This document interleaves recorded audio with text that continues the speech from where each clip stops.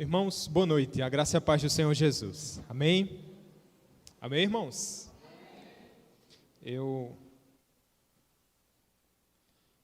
Nessa semana, o André me passou informação que eu já sabia, mas me preocupou, em relação ao tempo que os irmãos passam assistindo aos cultos, não é? E há uma média móvel de 6 minutos por pessoa. Eu estou falando mais para quem está em casa, acho que vocês vão durar mais um pouquinho aqui, né? Mas isso também serve de alerta para nós, quando estamos em casa. Eu sei que é muito tentador, às vezes você está lá, Érico pregando, eu vou ver Hernandes Dias Lopes, né? Faz parte. Quem dera que você esteja ouvindo, pelo menos a pregação, seja lá de quem for. O importante é ouvir o Evangelho, não é, irmãos? Mas que tenhamos cuidado, e eu quero encorajar vocês que estão nos acompanhando para que permaneçam ouvindo a palavra, ou se for para outro canal, escute a mensagem por completo, tá bom? Essa é uma tendência, não é? Real, quando nós estamos lidando com a internet. Muito fluido, né? Muita entrada, muita saída, mas que você se alimente direitinho, tá bom? Seja através do canal da IPC, seja através de outro canal. Nós vamos dar continuidade à história de José, Gênesis capítulo 41. É um texto um tanto quanto longo, mas nós vamos ler, desejamos ler por partes. Vamos ler uma primeira parte aqui.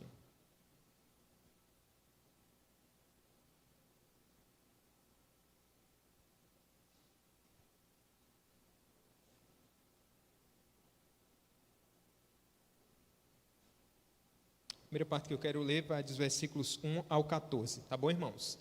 Vamos chegar até o versículo número 57, se Deus quiser. Amém? Vamos ler? Diz assim a palavra do Senhor. Passados 2 anos completos, Faraó teve um sonho. Parecia-lhe achar-se ele de pé junto ao Nilo. Do rio subiam 7 vacas formosas à vista e gordas, e pastavam no carriçal. Após elas subiam do rio outras 7 vacas, feias à vista e magras, e pararam junto às primeiras na margem do rio. As vacas feias à vista e magras comiam as 7 formosas à vista e gordas. Então acordou Faraó.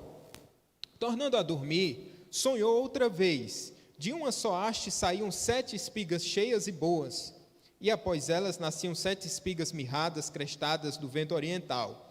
As espigas mirradas devoravam as 7 espigas grandes e cheias. Então acordou Faraó. Fora isto um sonho. De manhã, achando-se ele de espírito perturbado, mandou chamar todos os magos do Egito e todos os seus sábios, melhor dizendo, e lhes contou os sonhos, mas ninguém havia que lhes interpretasse. Então disse a Faraó, o copeiro-chefe: lembro-me hoje das minhas ofensas. Estando o Faraó muito indignado contra os seus servos, e pondo-me sob prisão na casa do comandante da guarda, a mim e ao padeiro-chefe, tivemos um sonho na mesma noite, eu e ele. Sonhamos, e cada sonho com a sua própria significação. Achava-se conosco um jovem hebreu, servo do comandante da guarda. Contamos-lhe os nossos sonhos, e ele nos interpretou a cada um segundo o seu sonho. E como nos interpretou, assim mesmo se deu.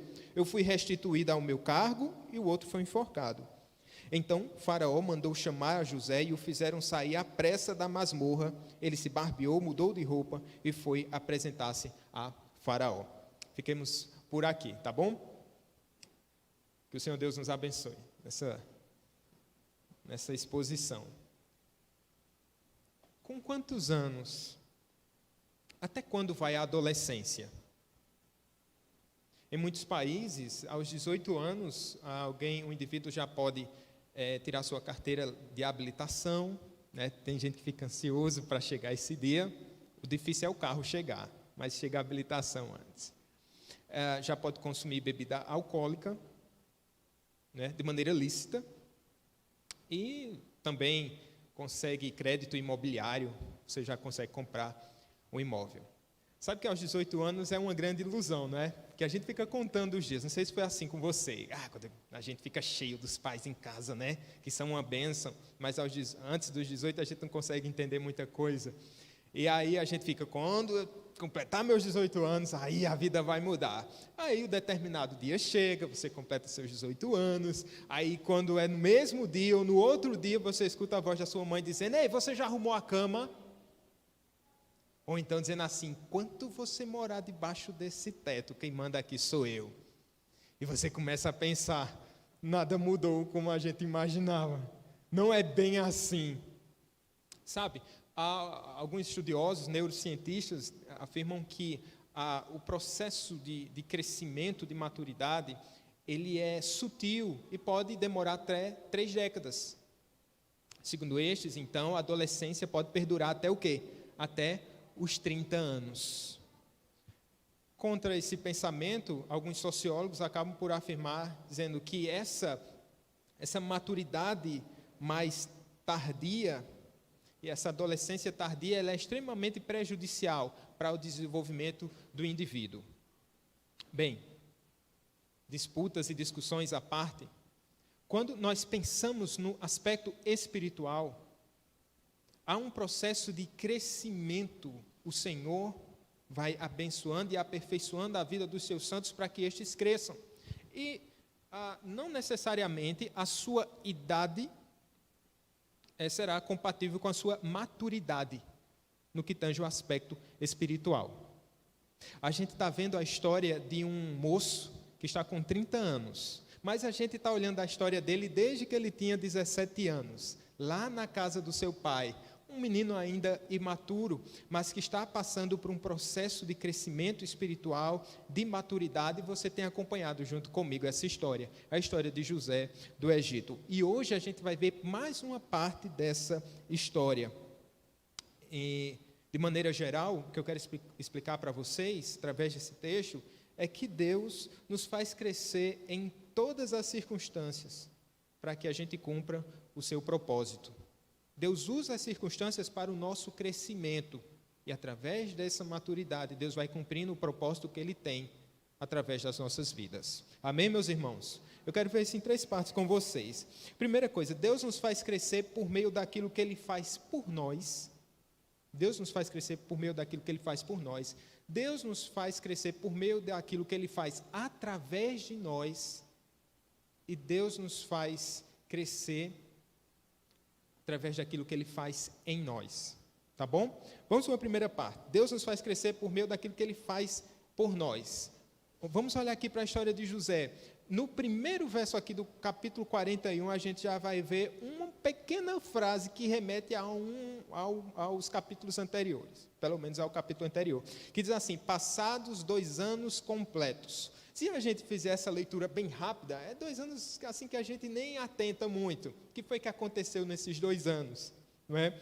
Assim, a gente já viu 13 anos da história de José, quando ele sai lá de junto do seu pai, não é? Aquele adolescente que é um filho predileto de Jacó e que acaba despertando a inveja dos seus irmãos, que por sua vez acabam tendo a péssima iniciativa de venderem ele para... Na verdade, eles queriam matar o seu irmão, mas pela providência de Deus, ele acaba sendo vendido, José é vendido como escravo e vai parar lá na casa de Potifar. Lá na casa de Potifar está dando tudo certo, está sendo uma bênção, Deus o eleva, Deus o abençoa, como é a tônica da história de José. E aí a esposa de Potifar tenta seduzi-lo, ele resiste e acaba pagando o preço e vai para o calabouço. Estando lá, ele acaba por interpretar sonhos de 2 prisioneiros do rei que chegam lá. Ele interpreta esses sonhos do copeiro-chefe e do padeiro. O copeiro é restituído ao seu cargo, por sua vez o padeiro acaba morrendo, assim como Deus revelara a José. Havia um clamor no capítulo 40. José, quando interpreta esse sonho, com a certeza de que Deus iria ouvir, que sabia que essa mensagem vinha do Senhor, disse assim: lembra-te de mim. Lembra-te de mim quando estiveres lá junto ao faraó. Interceda pela minha vida, porque eu sou inocente. Pois bem, irmãos, o tal do copeiro acaba se esquecendo dele. E aí passam-se o quê? 2 anos completos. 2 anos de isolamento para José. São 2 anos de isolamento social. Isso te faz lembrar alguma coisa? 2 anos difíceis. Mais difícil para a vida de José, que está tendo que encarar uma realidade tenebrosa, especialmente porque ele era inocente, mas estava pagando o preço ali na prisão, esquecido pelos homens, e para aquele que tem pouca fé poderia até pensar, Deus se esqueceu de mim. Ele está sendo, na verdade, guardado por Deus na prisão. Ele está sendo guardado através dessa provação. Por quê? Porque Deus tem um propósito. Ele está parado, estaticamente, fisicamente parado, mas espiritualmente ele está crescendo. Deus está aperfeiçoando, Deus está fazendo com que o seu servo cresça, assim como pode estar sendo na sua vida hoje. Você se vê parado, parece que a coisa não muda, né? Parece que o calendário não muda e a coisa não anda, não progride da maneira que você quer, mas nada está parado. Deus está trabalhando. Deus está trabalhando fora de você, Deus está trabalhando dentro de você. Né? Deus está amadurecendo a sua vida e a sua fé, como foi na vida do seu servo aqui. O que é que acontece? José, ele soube, ao que parece, enfrentar esse tempo de isolamento. É um sofrimento sem vacilar, sem reclamar da sua sorte. Nada se fala de José, muito pouco se fala de José em aspectos negativos. Nesse tipo, ele acaba nos apontando diretamente para o Senhor Jesus Cristo, na sua santidade, na sua perfeição. Não que José o seja, né? Mas ele aponta para Jesus. O que é que acontece? Tudo pode mudar muito rapidamente. Tudo pode acontecer. Então, essa cena, ela sai da prisão e vai para o palácio. Esse José, que mesmo preso está numa calmaria e vivendo um tempo de paciência no Senhor, essa figura de José, esse sentimento de José, esse comportamento de José acaba se contrastando com o rei que está lá no palácio. José está tranquilo na prisão, mas vamos ver como é que o rei está lá no palácio. Faraó não teve uma noite muito boa e teve um terrível pesadelo, assim como de vez em quando a gente tem. Um dia desses, Heitor acordou gritando, né? Diz, calma filho, está tudo bem. Faraó não estava tendo uma noite muito boa. O homem mais poderoso da terra, deitado em aposentos reais, estava com seu coração perturbado. O servo de Deus pode descansar até com a cabeça em cima de uma pedra, Jacó que o diga. Mas alguém que não descansa no Senhor pode dormir na cama mais confortável, mesmo assim ter uma noite perturbadora. É um pesadelo que ele está tendo, inquietante. O que foi que aconteceu? Ele estava lá junto ao rio Nilo, de pé, e aí ele começa a ver uma coisa muito estranha. 7 vacas gordas, né, estão lá, saindo dentro do rio Nilo. Mas, de repente, isso é normal, haja visto a fartura do Egito, mas acontece que outras 7 vacas magras acabam por devorar as vacas gordas. E o pior, elas são tão ruins que elas nem engordam. É que nem gente ruim, né? Que come e não engorda, que dizem, né? Sabe? O Garófalo vai chamar elas de vacas canibais. São vacas canibais. Esse sonho é perturbador para ele. Ele volta a dormir, e sabe quando a gente tem aquele alívio? Que pesadelo. Aí quando volta a deitar, parece que é uma série aqui, tem um segundo episódio. E a cena, ela é semelhante. Veja aí na sua Bíblia como nós lemos, tornando a dormir, sonhou outra vez, de uma só haste saíam 7 espigas cheias e boas, no versículo 5. Depois dela nasciam 7 espigas mirradas, crestadas do vento oriental, e as espigas mirradas devoravam as 7 espigas grandes e cheias. Então, Faraó se acorda nessa visão, nesse sonho, nesse pesadelo. Então, o que é que ele faz? Quando nós pensamos primeiro sobre sonhos, não é? A presença de sonhos é muito comum na história de José. Esse é o terceiro par de sonhos. A gente viu que ele teve sonhos lá, quando estava indo na casa do seu pai Jacó, teve os sonhos lá do copeiro e do padeiro, e agora a narrativa vai nos mostrar que há 2 sonhos. Os sonhos são importantes aqui, que é uma espécie de revelação, e a forma como Deus se utiliza, não é? Para fazer a sua vontade revelada e a sua soberania. Gente, quando amanhece o dia, ele está perturbado. ele se acha de espírito perturbado, como diz no verso 8. O que é que ele faz? Ele manda chamar os magos do Egito, todos os sábios, reúne todos aqueles sábios e conta o seu sonho, mas não há ninguém que interprete esses sonhos. E sonhos eram levados muito a sério, né? Muito a sério no Oriente Próximo, Babilônia, Egito, e havia gente especializada nisso, havia até literatura, livros, né? Então os magos, os mágicos tentavam interpretar, e eles tinham esses livros de magia. Outra coisa interessante é que não era comum um faraó precisar de intérpretes para os seus sonhos. Por quê? Porque ele era tido como uma divindade, como um semideus. Então os deuses, eles tinham contato direto com o faraó, essa ligação direta, essa comunicação direta. Então os próprios deuses, eles revelavam de maneira clara o significado destes sonhos. Mas acontece que esse sonho, enviado por Deus, nenhum sábio, nenhum mágico teve condições de revelar, porque Deus tinha um propósito muito especial aqui, com essa revelação. O fato é, ninguém consegue interpretar.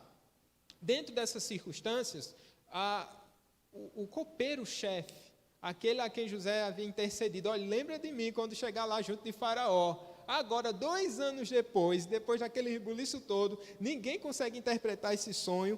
Aí o copeiro se lembra de José e vai falar de José junto de Faraó. Diz assim, na época eu estava preso, eu tive um sonho, no tempo do meu pecado, eu tive um sonho, e tem um hebreu ainda preso lá, que foi ele o responsável por revelar esse sonho da parte de Deus, e do jeito que ele disse, assim aconteceu. Interessante é que a memória do copeiro volta quando os ouvidos de Faraó estavam preparados para ouvir, estavam abertos para ouvir. Imagine só o que poderia ter acontecido se ele tivesse lembrado de José 2 anos antes. José poderia ter sido assim, poderia ter passado despercebido por Faraó, e foi, porque não havia uma necessidade assim de interpretação de sonho na época, então, beleza, ficou esquecido lá. Ou então ele poderia ter adquirido a liberdade e ter voltado para a terra dos seus pais. Por isso eu comecei falando que ele estava sendo guardado por Deus na prisão. Não é? E o que é que acontece? No momento certo, na hora exata, José é lembrado. Deus guardou José, literalmente, na prisão durante esses 2 anos. A partir de então, a sorte de José começa a mudar. Os servos hebreus, vão correndo até a prisão. Eu acho que era um dia como um qualquer para José, que estava lá, talvez já tinha perdido até a expectativa, tinha esperança, né? Como servo de Deus, mas tinha perdido a expectativa, assim eu não vou ser mais lembrado.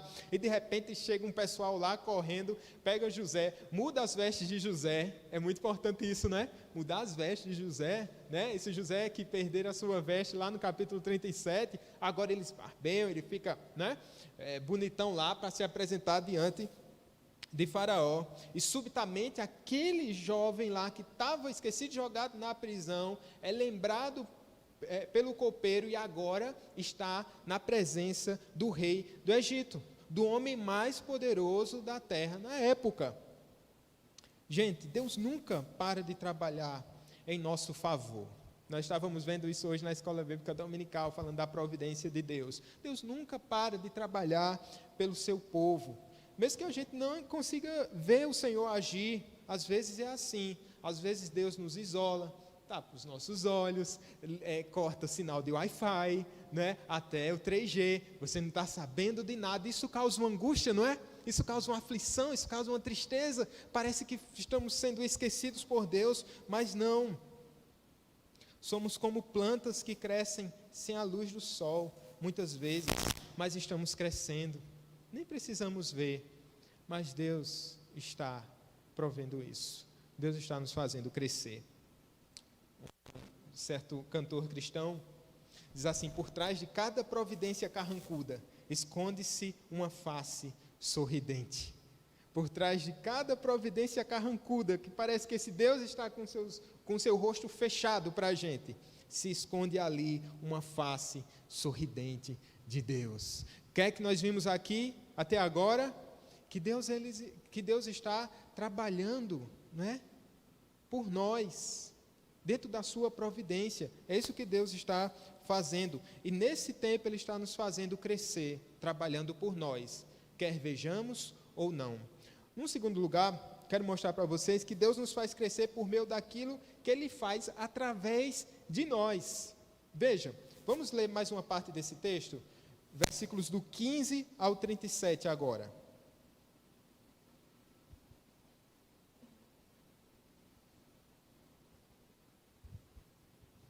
Se estivermos na projeção, a gente pode fazer uma leitura alternada. Tá certo? Vamos lá. Do 15 ao 37, gente. Eu vou ler os ímpares, vocês leem os pares, tá bom? Vamos lá. Este lhe disse: tive um sonho, e não há quem o interprete. Ouvi dizer, porém, a teu respeito, que quando ouves um sonho, podes interpretá-lo.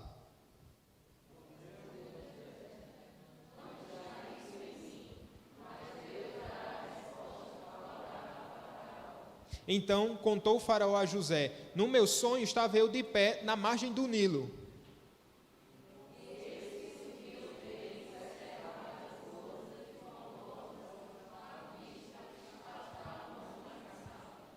Após estas subiam outras vacas fracas, muito feias à vista e magras. Nunca vi outras assim, disformes, em toda a terra do Egito.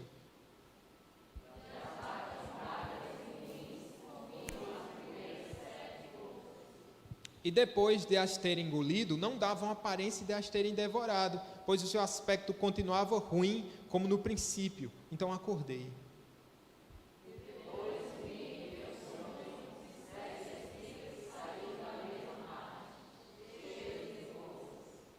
Após elas nasceram 7 espigas secas, mirradas e crestadas do vento oriental.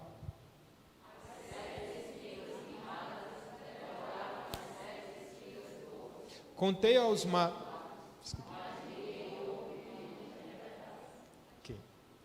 Então lhe respondeu José: o sonho de Faraó é apenas um. Deus manifestou a Faraó o que há de fazer.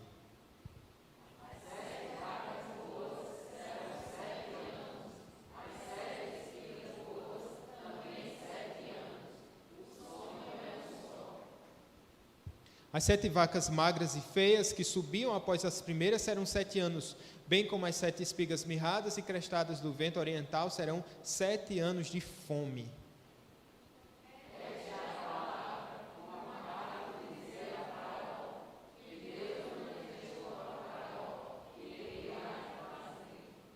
Eis aí, vem 7 anos de grande abundância por toda a terra do Egito.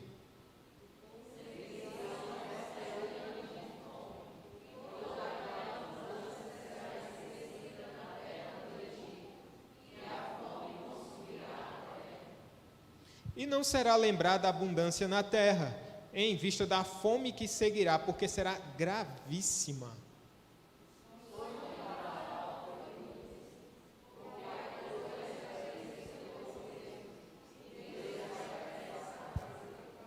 Agora, pois, escolha Faraó um homem ajuizado e sábio, e o ponha sobre a terra do Egito.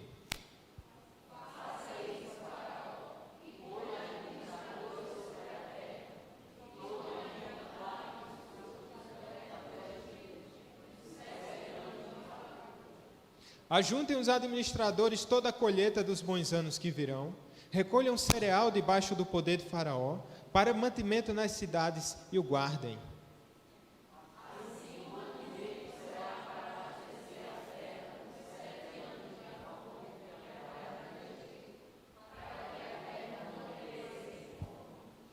O conselho foi agradável a Faraó e a todos os seus oficiais. Pois bem, Deus faz a gente crescer por meio daquilo que Ele faz através de nós. Agora, José está na presença do grande rei do Egito. O que é que acontece aí? Deus se apresenta, né, usa José como um profeta diante de Faraó, como diz aí no verso 15. Quando Faraó vê o hebreu, diz assim: ouvi dizer que você interpreta sonhos. José logo de cara, ele vai dizer: isso não está em mim. Isso não está em mim. Mas Deus vai dar resposta favorável a Faraó. Diferentemente dos magos e encantadores egípcios, ele fala com autoridade. Faraó não se sentiu convencido por nenhuma das supostas interpretações desses sonhos, mas José lhe fala categoricamente, não confiado em si mesmo, assim como o Faraó diz, né? Você pode interpretá-lo, ele diz, isso não está em mim. Mas ele fala com autoridade, como alguém que sabe que fala da parte de Deus.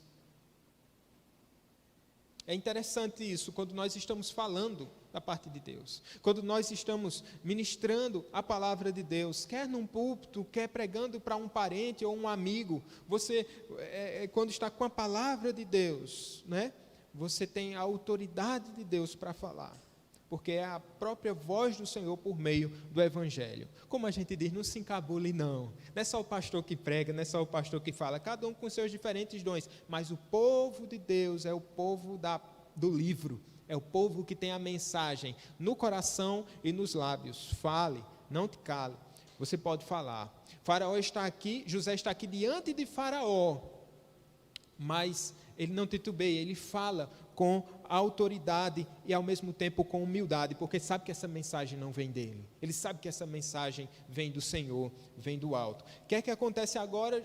Faraó passa a falar, repetir o seu sonho agora para José. José, por sua vez, interpreta esses sonhos, e ele vai dizer de maneira muito clara, muito direta, essa interpretação. Ele diz, teu sonho é um só. Perceba que os magos, eles estavam interpretando o sonho como sendo dois sonhos. Então José diz, não, esse é um sonho só, e nesse sonho o Senhor está revelando, e essa é uma mensagem de Deus. Serão 7 anos de prosperidade, seguidos de 7 anos de escassez. É isso mesmo que ele está falando. Olha, vão ser 7 anos assim, bem abençoados para a terra do Egito. 7 anos quando um real, né, o real vai estar valorizado. 7 anos onde o crescimento na produção industrial vai crescer, o PIB vai crescer. Vão ser 7 anos assim de crescimento do número de carteiras assinadas no Brasil. Ia ser 7 anos bem abençoados. 7 anos onde o São Paulo ia emplacar 7 Libertadores seguidas. Então ia ser só bênção. Mas depois disso, viram aí, vai vir por aí 7 anos de escassez, e a fome vai ser medonha, a fome vai ser grande em todo o mundo. Essa é a ênfase dele nos versos 30 e 31. A fome vai consumir a terra, e ele vai dizer, a fome será gravíssima. O Egito estava acostumado a passar por tempos de estiagem, mas esse tempo de estiagem aqui seria gravíssimo. Agora, Deus revela a Faraó, por meio de José, o que é que ele deve fazer. Está nos versos 25 a 28. O que é que ele deve fazer? Ele vai dizer, uma coisa interessante nesse texto, é que quando o Senhor Deus revela isso a Faraó, o que ele há de fazer, ele diz, e o Senhor tem pressa. A fome será gravíssima, e olha o que diz no final do verso 32. A coisa é estabelecida por Deus, ou seja, não é uma possibilidade que aconteça, isso vai acontecer. Aí ele termina dizendo nessa parte, e Deus se apressa a fazê-la. Parece uma ironia, né, meus irmãos? Porque José havia passado lá 2 anos na prisão, parece que o tempo não passava, parece que ele tinha sido esquecido, mas de repente, né, de acordo com a providência de Deus, agora Deus tira José da prisão, coloca diante de Faraó, revela o sonho de Faraó, e ainda diz assim, Deus tem pressa para cumprir isso aí. Deus tem pressa. Isso nos faz lembrar que a definição de Deus de rapidamente, às vezes é muito diferente daquilo que achamos que deveria ser, mas o propósito soberano de Deus vai se cumprir na nossa vida, no tempo certo, na hora certa. Esse é o Deus que controla todas as coisas. Tem um poema do Mário Quintana que diz assim, o mais feroz dos animais domésticos é o relógio de parede. Conheço um que já devorou 3 gerações da minha família. O tempo tem devorado você. tem devorado seu coração, tem devorado suas esperanças, tem minado sua alegria. Sabe, irmãos, Deus tem um propósito, e o tempo é Ele que determina aquilo que Ele quer fazer. No tempo que aprove a Ele realizar, cumprir, Ele fará. Nós precisamos descansar nisso. Quando Ele quiser, a pandemia passa. Deus tem um tempo. Quando Ele quiser, certos sofrimentos da nossa vida podem passar ou não, de acordo com sua soberana vontade. Que nós descansemos no Senhor. Sabe o que é que Deus faz por meio de José? Ele dá, lembre-se que Deus está aqui agindo por meio de José, né? Fazendo José crescer por meio daquilo que Deus está fazendo através dele. E o que é que ele está fazendo? Agora Deus dá um plano de ação completo para Faraó, monta um gabinete de crise, ele vai dar as coordenadas. O que é que ele diz?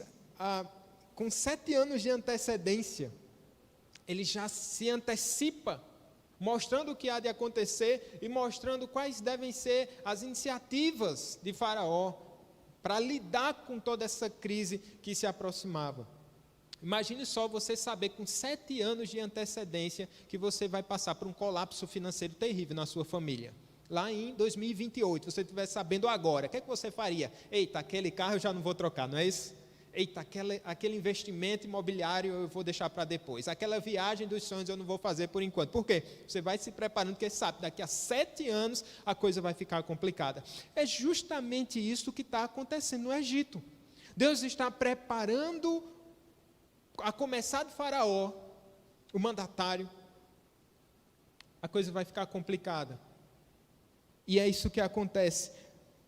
O plano de ação dado por Deus, José vai dizer, lá, a partir do verso 33, coloque um governador sobre toda a terra do Egito. Você vai precisar de alguém de extrema confiança, um vizir, como a gente chama, porque possa lidar com isso e possa te ajudar durante esse tempo. Não só de escassez, mas o tempo que antecede isso, 7 anos de prosperidade.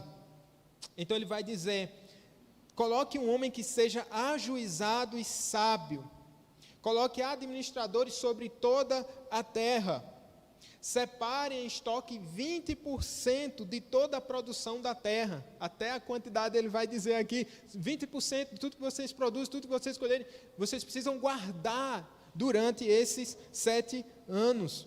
Veja que é um plano de ação completo que Deus está dando ao faraó. E a honrosa atitude de Faraó é destacada aqui no versículo 37, depois que ele escuta José, ele se junta com seus conselheiros, ele diz assim, o conselho foi agradável a Faraó, a Bíblia vai dizer que esse conselho foi agradável a Faraó e a todos os seus oficiais, foi agradável a Faraó e a todos os seus oficiais, e a partir daí ele vai convidar José, dizendo, você é esse homem sábio, você é esse homem ajuizado e preparado. Por quê? Porque Deus já havia preparado José lá na prisão e durante toda a sua história de vida para esse momento. Mas sabe, irmãos, que o ajuizado e o sábio aqui da história não é somente José, o faraó também, ele é ajuizado e sábio. Por quê? Porque ele entende e recebe essa mensagem de José como uma mensagem autoritativa. Ele não vai juntar os seus conselheiros e bolar um plano B, não, um segundo plano de vacinação, não, mas ele entende como que deve acontecer, e ele vem Faraó, ele vem José, um homem sábio, por sua vez ele também é um homem sábio, e nem sempre nós somos líderes sábios, não é, gente? Nem sempre lidamos bem com a liderança, às vezes não somos bons líderes na nossa casa, quando nós provocamos os nossos filhos à ira, quando nós não conseguimos lidar bem com as crises dentro de casa, às vezes na empresa lidando com os empregados, às vezes nos falta conhecimento, nos falta sabedoria, nos falta juízo, às vezes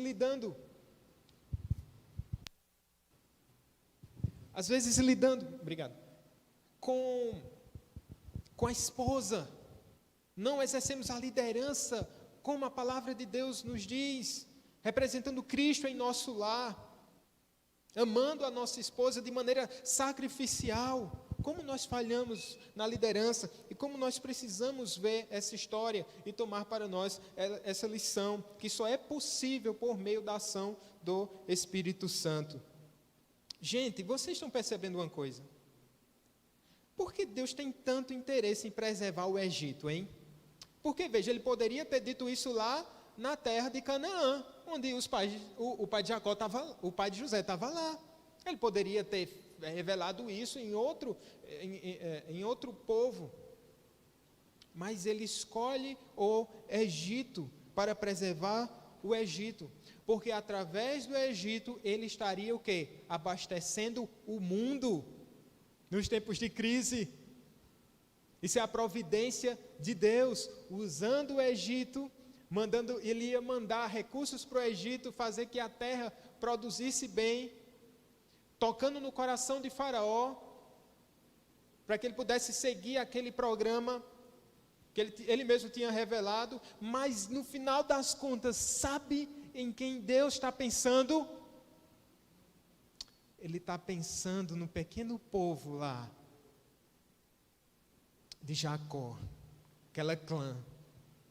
Isso a gente vai ver depois, mas ele tem no coração esse povo lá, que é o povo dele. Por isso esse interesse no Egito. Tudo o que Deus faz, pense nisso, é pensando no bem da sua igreja. Tudo o que Deus faz é pensando na preservação dos seus santos. Por que a gente anda tão inquieto? Se tudo o que Deus faz é que nem um filho, um pai, quando ele está no seu trabalho, ele quer fazer o melhor no seu trabalho, para quê? Porque ele quer dar uma vida melhor para o seu filho, não é? Via de regra é isso. Tudo que ele está fazendo, ele está pensando no filho, ele está pensando nos filhos, ele sacrifica pelo filho. E dentro aqui dessa história da redenção, Deus está preservando o Egito, porque ele está pensando naquele povo pequenino, com quem ele fez uma aliança. E ele vai cumprir, ele vai preservar. Vamos para uma terceira parte aqui.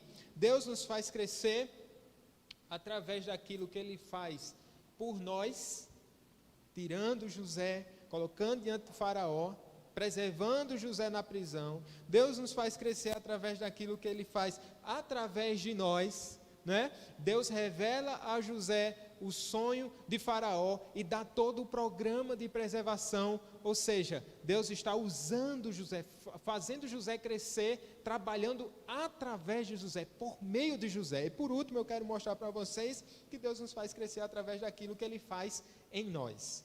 Vamos ler de novo essa última parte agora, tá bom? Dos versículos 38 ao 57.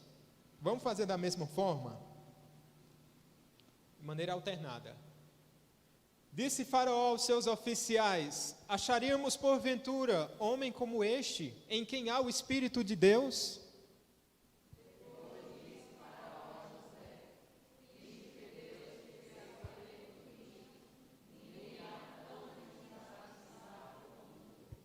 Administrarás a minha casa, e a tua palavra obedecerá a todo o meu povo. Somente no trono eu serei maior do que tu.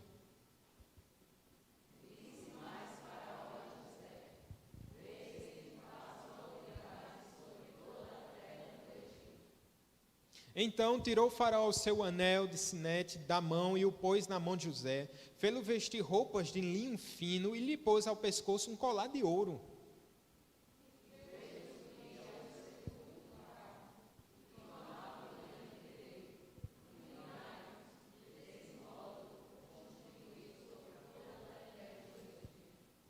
Disse ainda Faraó a José: eu sou Faraó, contudo, sem a tua ordem, ninguém levantará a mão ou pé em toda a terra do Egito.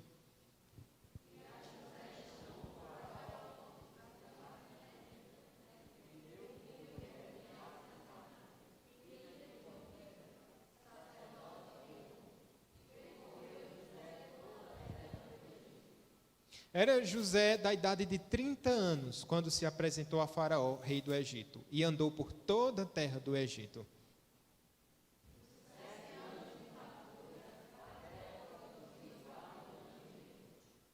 E ajuntou José todo o mantimento que houve na terra do Egito durante os 7 anos, e o guardou nas cidades. O mantimento do campo ao redor de cada cidade foi guardado na mesma cidade.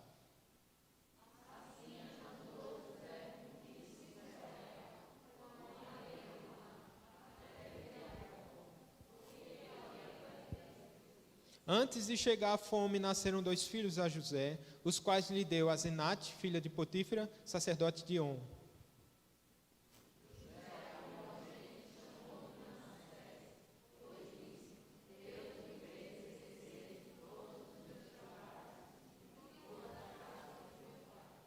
Ao segundo chamou-lhe Efraim, pois disse: Deus me fez próspero na terra da minha aflição.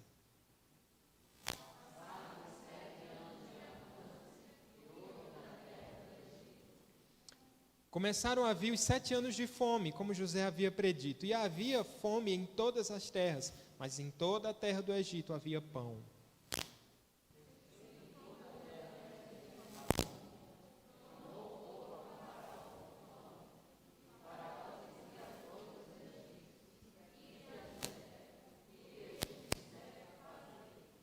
Havendo, pois, fome sobre toda a terra, abriu José todos os celeiros e vendia aos egípcios, porque a fome prevaleceu na terra do Egito.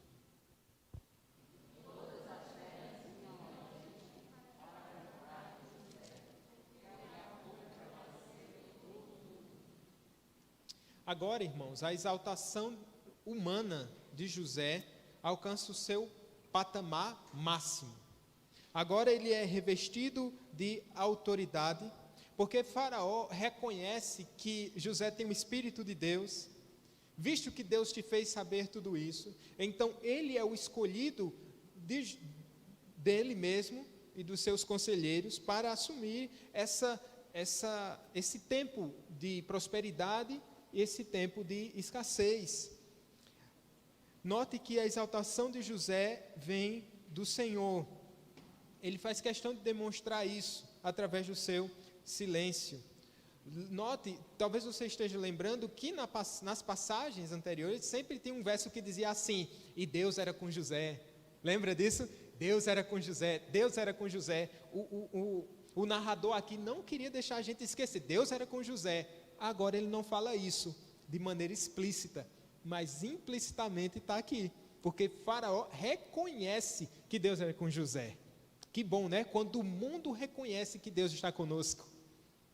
Não por causa da nossa prosperidade, meramente, mas por causa da sabedoria, por causa do testemunho, por causa da vida, por causa da piedade, por causa do Espírito. Como é bom quando o mundo reconhece que o Espírito de Deus está sobre nós. É Faraó reconhecendo isso aqui.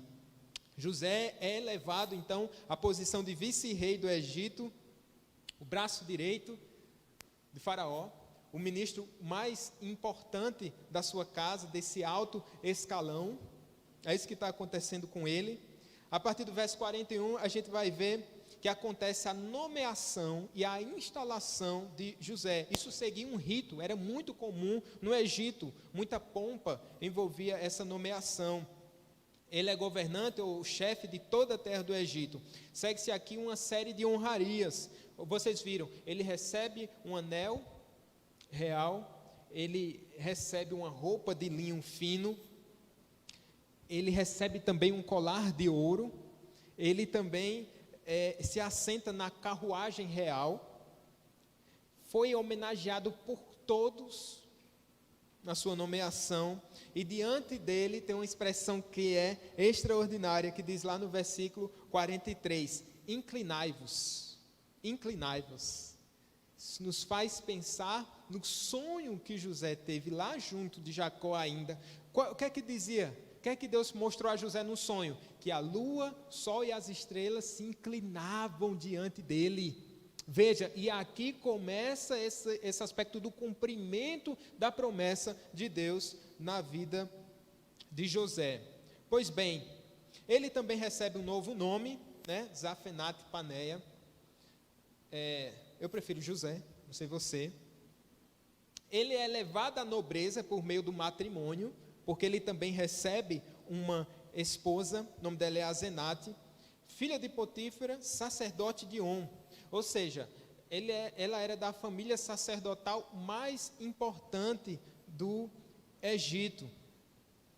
E agora na família sacerdotal mais pagã, mais importante do Egito, agora tem um servo de Deus. Acho que a coisa vai mudar, viu? Vai mudar.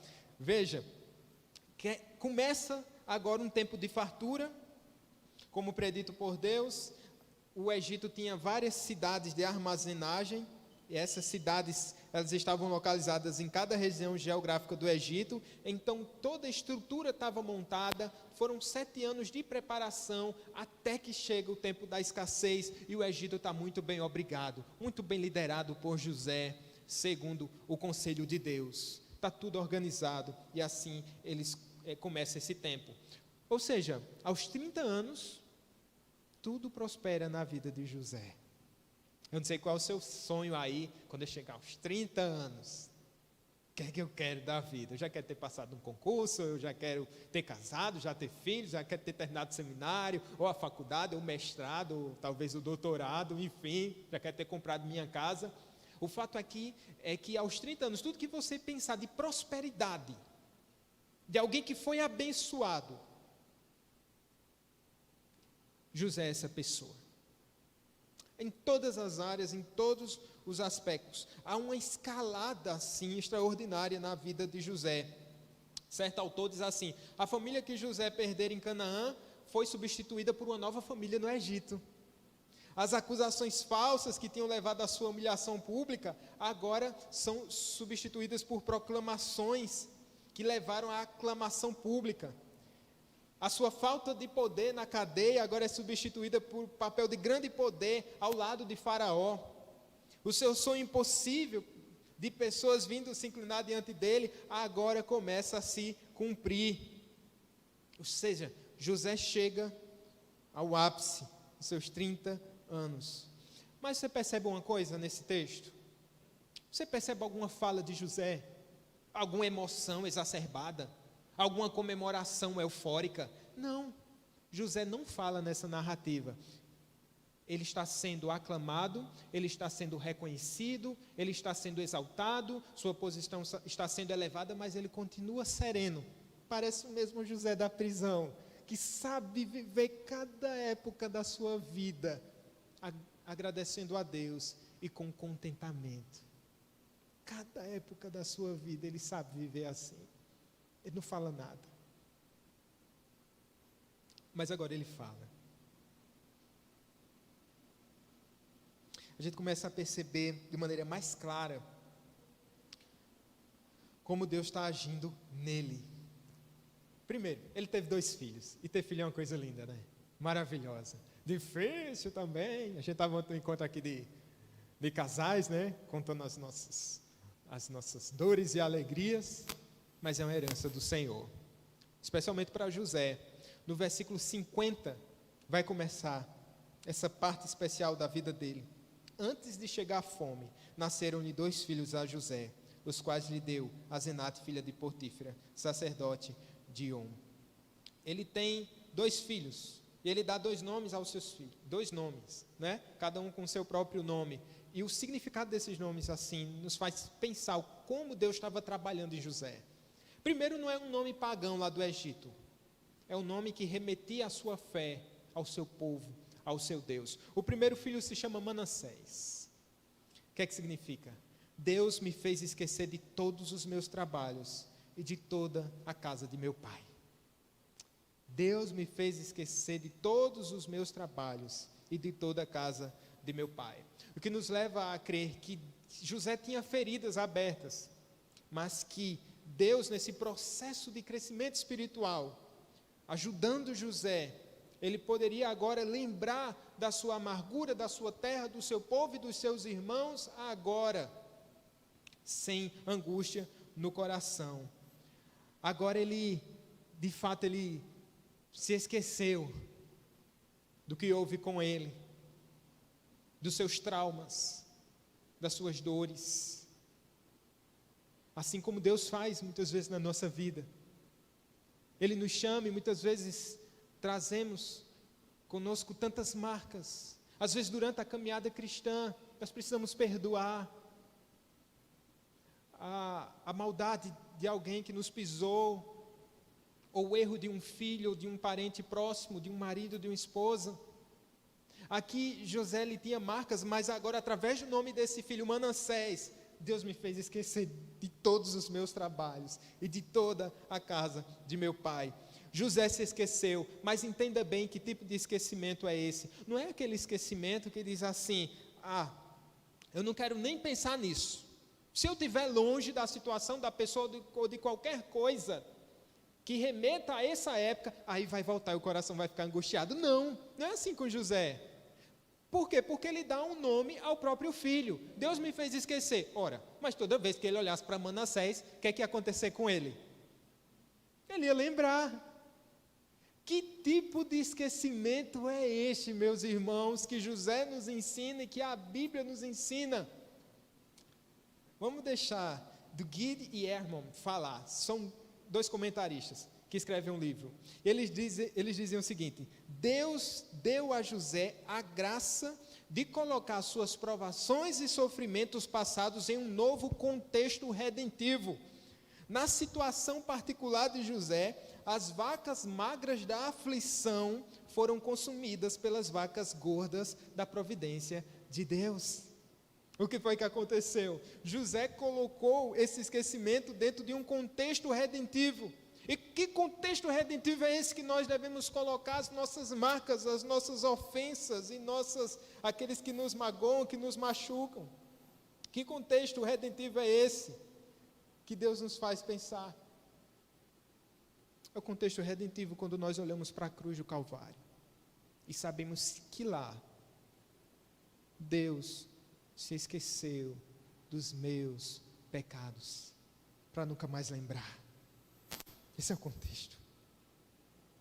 Em Cristo, Deus se esquece das nossas ofensas e agora nos olha com os olhos de amor por causa do seu Filho amado. E agora, irmãos, todas as ofensas, por mais que a gente lembra sem sentir dor. Porque afinal de contas sabemos que nós fomos perdoados por uma ofensa tamanha, muito maior do que qualquer ofensa que algum humano possa cometer contra a gente. É nesse contexto, José se esquece lembrando. José se esquece porque sabe quem é o seu Deus. Esse é um contexto redentivo. Deus está preparando o coração de José. Deus está trabalhando em José, da mesma forma que Deus deve estar trabalhando na sua vida. Talvez hoje você esteja carrancudo, talvez hoje você esteja com seu semblante caído, sentindo dificuldade de perdoar alguém que te ofendeu, que te trouxe algum prejuízo financeiro, alguém que falou mal de você, ou um filho que nesses dias falou alguma coisa que te deixou extremamente magoado, ou um pai que despertou a ira do seu filho. Coloque tudo aos pés da cruz, porque lá nós somos lembrados que Deus nos perdoou por meio de Cristo, e agora você pode ir, independente da sua história, por mais terrível e tenebrosa, pelas cicatrizes e pelas marcas mais profundas que possam ser, elas não são mais profundas do que as marcas das mãos de Cristo, e ali, por meio do seu sacrifício, Deus está dizendo: eu me esqueço voluntariamente dos seus erros, dos seus pecados, eles estão apagados. Esse deve ser o contexto. Mas ele tem outro filho, o nome dele é Efraim. Deus me fez próspero na terra da minha aflição. Prosperidade. A palavra aqui se refere à abundante prosperidade. Efraim, então, é uma garantia de maiores bênçãos divinas. Maiores? Mas será que José não tinha chegado no degrau mais alto que alguém poderia chegar? Ele é um hebreu em terra estranha, e agora é o braço direito de Faraó, mas ele está pensando algo maior, algo melhor. Mas ele diz: Deus me fez próspero na terra da minha aflição. Espera aí, você só pode estar brincando, José. Você está dizendo que a terra da aflição é o Egito, onde você tem usufruído de todas as vacas gordas, onde você tem recebido família, posse, sucesso, bens, prestígio, anel real, carruagem de Faraó. Que é isso? Você está dizendo que essa é a terra da sua aflição? Sim. José se esqueceu das suas aflições na casa de seu pai em Canaã, porém não a terra prometida a seus pais e seu destino nela. Ele se esquece das aflições, mas ele não se esquece da promessa de Deus, que lhe promete uma terra. E ele está lembrando disso. E o nome de Efraim vai lembrar dessa verdade. Ou seja, José continuava a olhar para frente.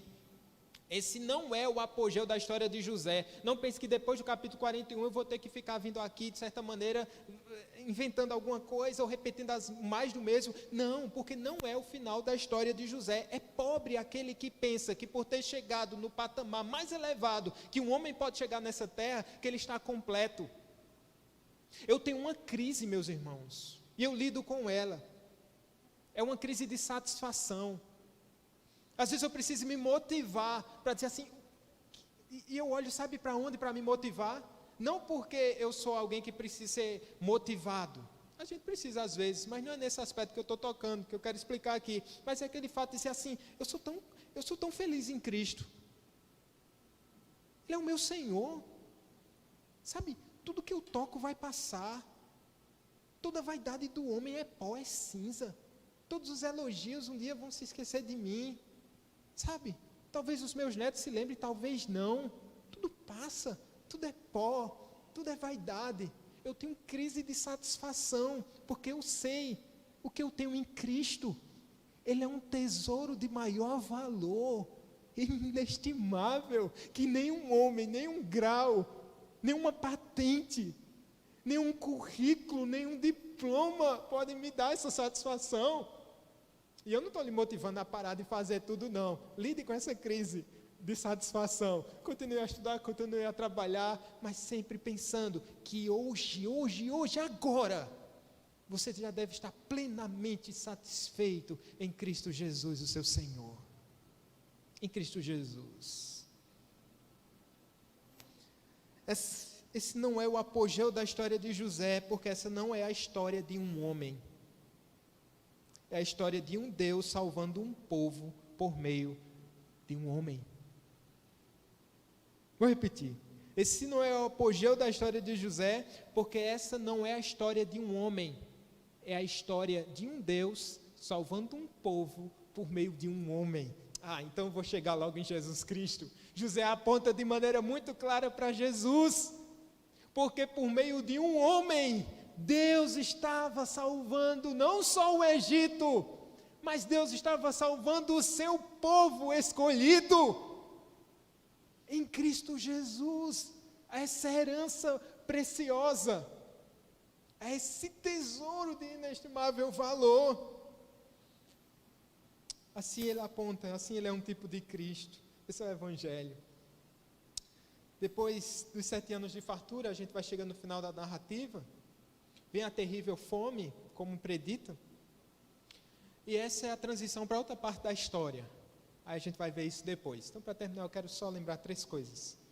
Algumas aplicações aqui.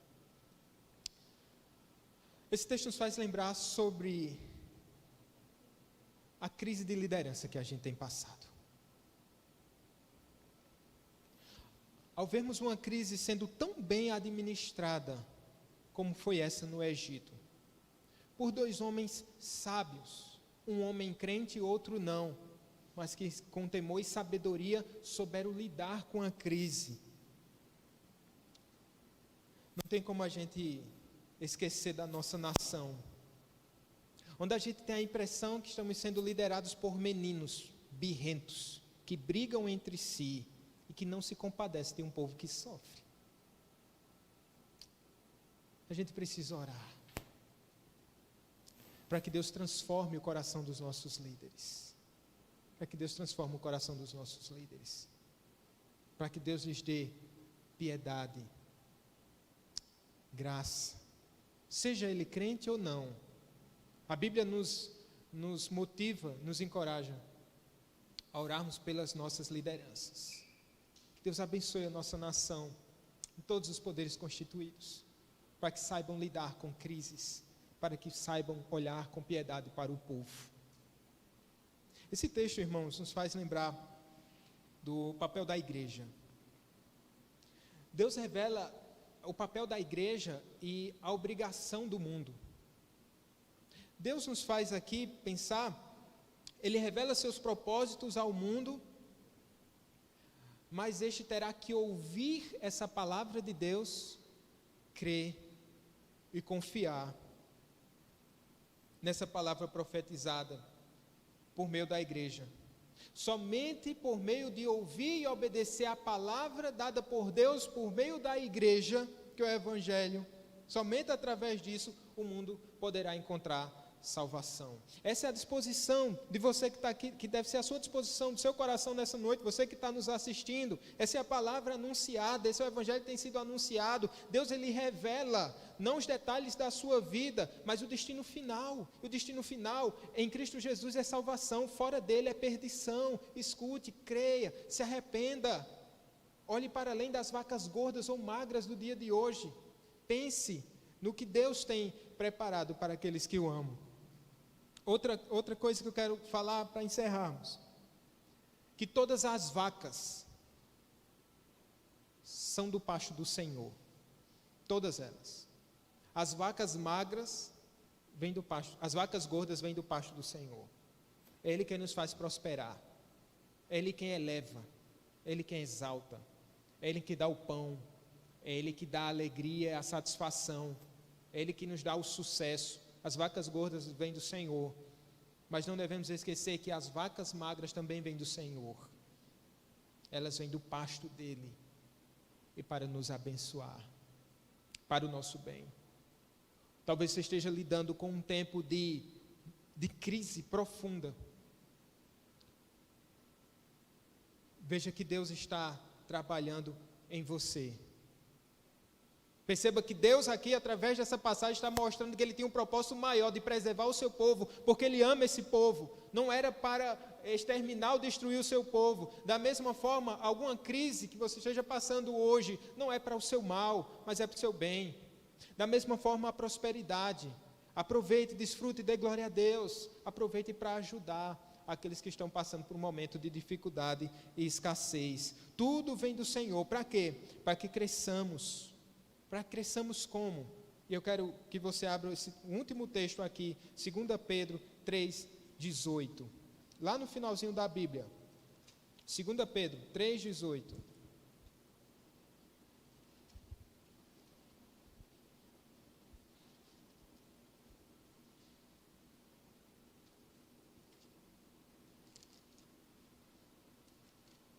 O que é que Deus quer? Qual o propósito do Senhor? Vamos ler juntos essa parte, esse verso 18? Vamos lá? Antes, crescei na graça e no conhecimento de nosso Senhor e Salvador Jesus Cristo. A Ele seja a glória, tanto agora como no dia eterno. Esse é o propósito do Senhor, nos fazer crescer na graça e no conhecimento de Cristo Jesus, para que alcancemos, como diz lá em Efésios, a estatura do varão perfeito. É esse o propósito de Deus, para você que é adolescente. Você não pode se esconder atrás da sua idade, Deus pode lhe fazer amadurecer espiritualmente. A maturidade da vida vai vir com o tempo, com as experiências, mas a experiência com Deus, a maturidade cristã, você pode obter.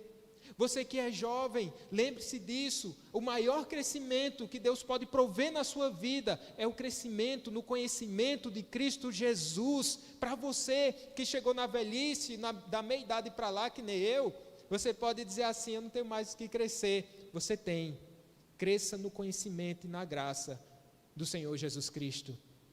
Aquele varão perfeito, que aos 12 anos já ensinava aos mestres de Israel.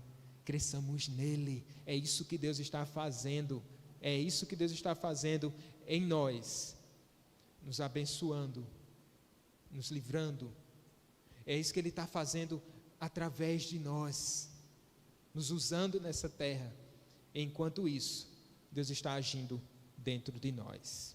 Vamos orar, meus irmãos.